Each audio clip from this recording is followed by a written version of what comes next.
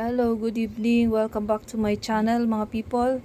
Hello mga agimatero, ka-ritualista ka Merlin po. Magandang umaga sa ating lahat. Happy Wednesday, Monday, Tuesday, Wednesday na po ngayon. Kasi madaling araw na. So tayo ay magpa-vlogs at magpapakita ng isang bagay, agimat. Kaya sa mga baguhan na nanonood sa aking YouTube channel people, pa-subscribe, click sa bell para updated po kayo lagi sa mga video na ipopost ko. Maraming salamat sa inyong lahat. Shout out sa lahat mga people. Hindi ko na po kayo maisa-isa. Gawa ng napakarami po natin. At maraming salamat. Tuloy-tuloy lang po tayo sa panunood sa aking channel para marami kayong matutunan. Hindi lang sa ritual, kundi spiritual, agimat at mga herbal. So itong pinapakita ko sa inyo isang agimat na baliktaran. Krus na baliktaran people. At isa na ito ay bao na mayroon ditong parang puti na hindi natin mawari kung anong klaseng nandito sa loob, no?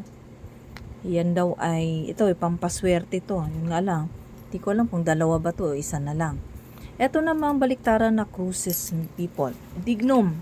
Dignum po ang kahoy nito people, itim. So, ayan, itim na kahoy. Yan nga, itim na po yan. Dignum. Dignum na kahoy.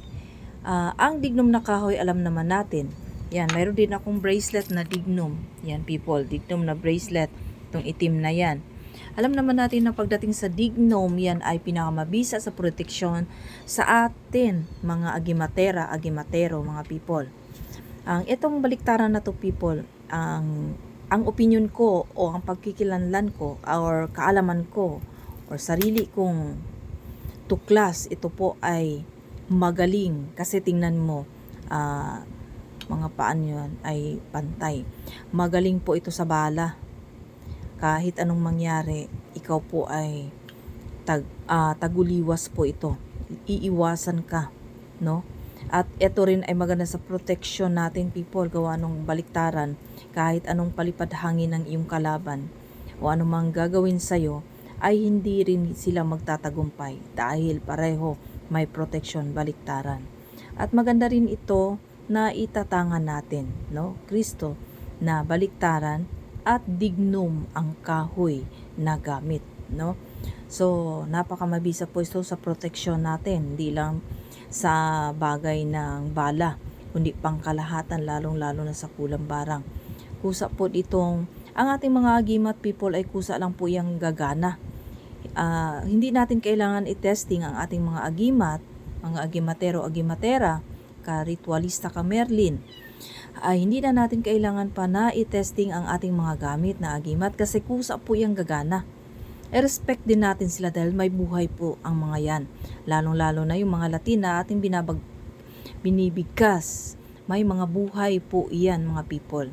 Yan po ay magbibigay sa atin ng proteksyon sa bawat isa sa atin. Kailangan lang natin alagaan at paano natin alagaan natin mga gamit. Padasalan natin ang dapat dasalan.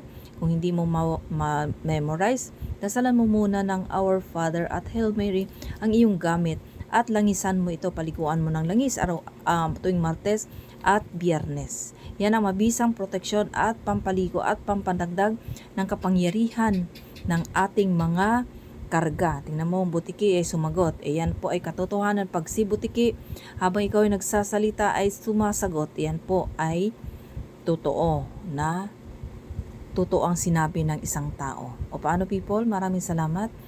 Kung nais nyo naman po akong i-PM sa FB account, Merly Gonza Pontejos. PM nyo po ako dyan people. Maraming salamat. God bless po.